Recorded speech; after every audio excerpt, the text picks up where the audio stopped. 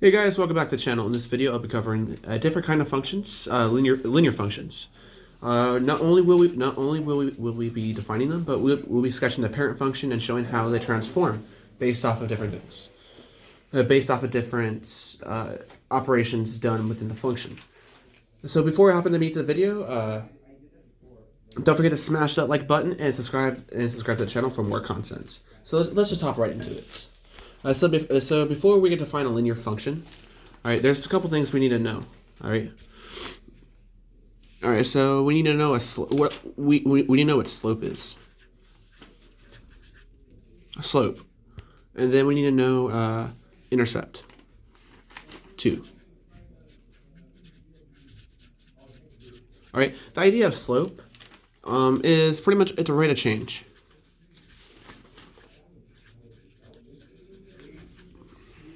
Okay, and essentially, it's the rise over run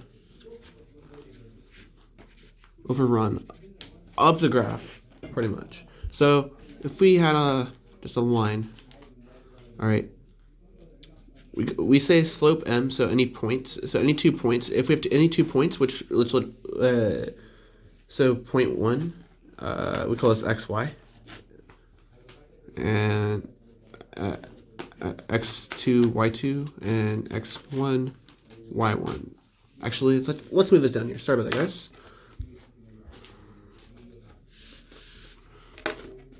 All right, so say we have a line, and we're trying to find the slope of the points. So the whole idea behind the slope is pretty much it's the average rate of change on the graph. In linear functions, it's really straightforward. Because it's the same all the way throughout. But other graphs, it's the total average rate of change, and that also gets into the first idea of calculus, the slope of the tangent line. So pretty much if we take 2 points, x1 or x2, y2, and x1, y2, or y1, sorry. All right, so we can find that, so if it's the average rate of change, if let m be slope, if m is the average rate of change,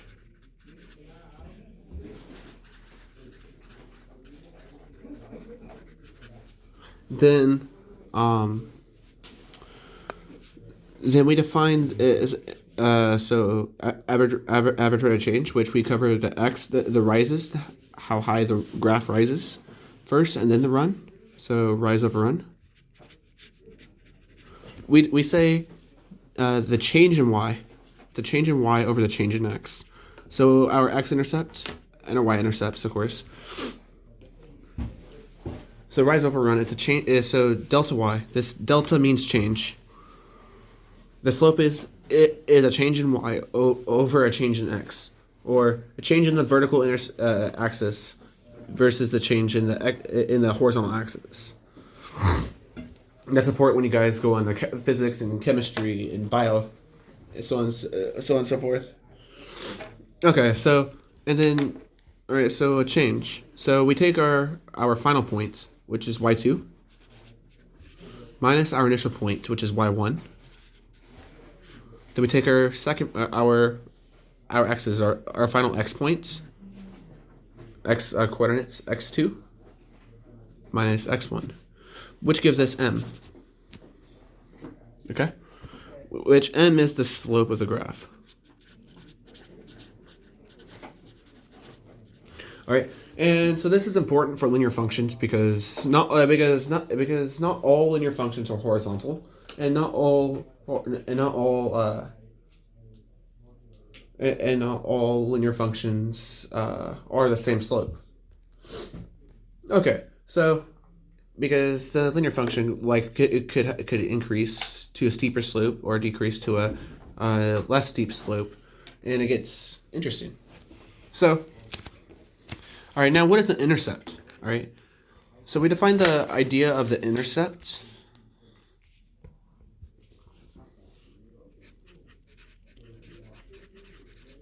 All right, we define the idea of the intercept by points where So we define them as points where axes are intersected. So intersections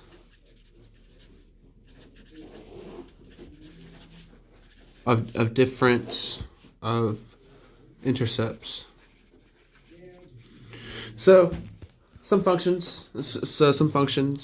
So like a linear function here. Say we draw a set of axes, x and y. All right. So some functions, like linear functions, have x and y intercept, or they can have this they can have a y intercept, or just an x intercept.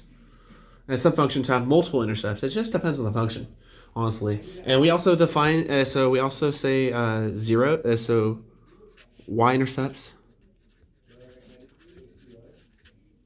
and x-intercepts.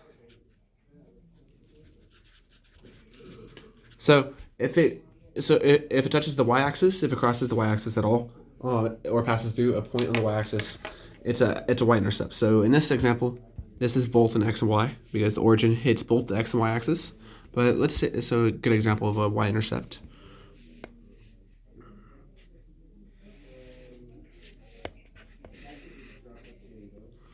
Sorry about that, guys. Let's let the camera focus for a second.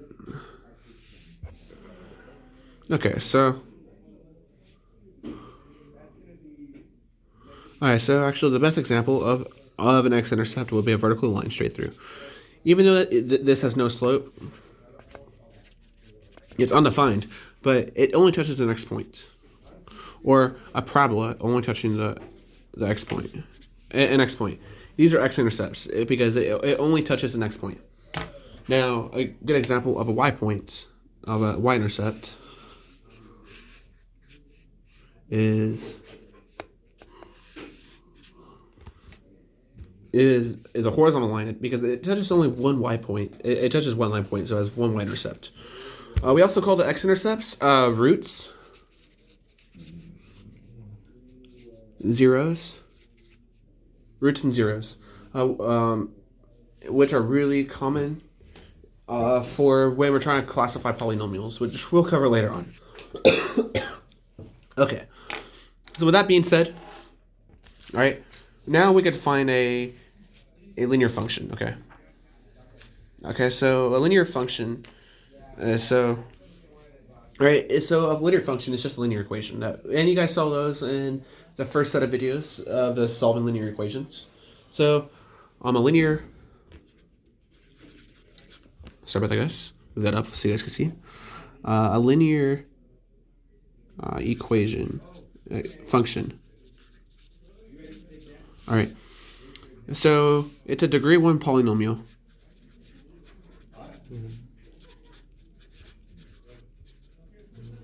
Pretty much it means so ax plus b. It means the power on this is 1. The power on the leading coefficient is 1. And it has it can have a constant term, but not necessarily. And it also has slopes. All right, and it also has intercepts. Okay, so there is multiple points for a. So there's multiple equations for a line, but the main one you're really concerned about for now. In the next video, we'll cover the different kinds of equations for lines, but so slope-intercept form.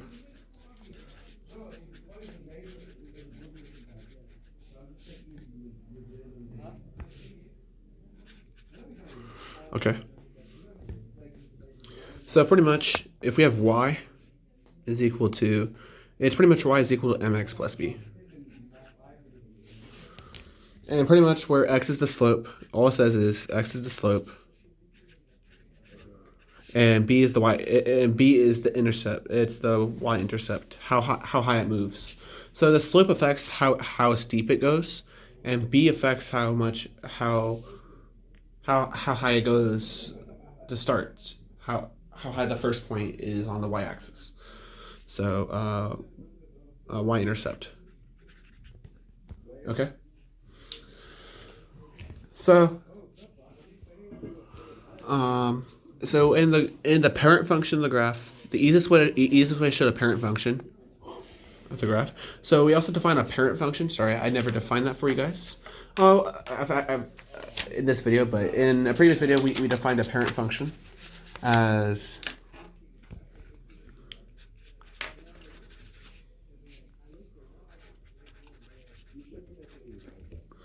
a parent function is a function.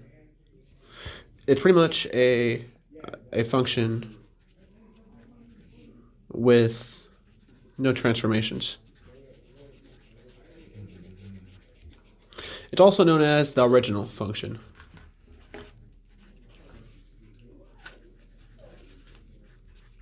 Okay, going back to our little going back to our notes on the linear function. So let's show an x y chart, x and y, where y is equal to mx plus b. Okay. So first off, all right, we need to find 2 points. So let's say -1, 0, 1, and 2. All right. So we need to find the slope of this. So just give you guys the parent function, but the easiest way to find the slope. So pretty much, it's a straight line going through the origin at a 45-degree angle. That's important to know when we derive. That's important to know for trigonometry when we derive the values off the unit circle. It's also important to know for quite a bit other stuff. All right. And so it also has slope 1. Okay. And also passes through the origin. So the y-intercept is 0. Is 0. So therefore, all right, so I'll show this through a chart in a second. So the equation is y is equal to x. Okay. All right, so let's see if it makes sense. All right. So if the equation is y is equal to x, okay. So if we plug in -1, we get -1. If we plug in 0, we get 0. Plug in 1, we get 1. Plug in 2, we get 2. Straightforward. And then to find the slope, we just take any 2 points, because on a linear function the slopes are the same. So throughout the function, throughout that graph. So the slope linear functions have same slope throughout. So so this is the parent. Sorry guys, this is the parent function. Parent. All right. And so y. So if you remember, m would just slope is equal to delta x, or delta y over delta x, which is meaning y2 minus y1 over x2 minus x1. Sorry guys, I'm still kind of sick. So we're just going to take a random point on here. So let's take 2, 2, 2, okay? So we have 2 minus, and let's take 0. No, we can't take 0. Yes, we can actually. 2 minus 0 over 2 minus 0 is equal to 1. And if you take any 2 points on here, your outcome will be 1 for the slope. So that proves, and also it passes through the origin. So and we can always find the y-intercepts. So if we have m equal to 1, y is equal to x plus b. So 1x plus b. We just plug in 0. To solve for the y-intercepts, all x's become 0, and y is equal to b.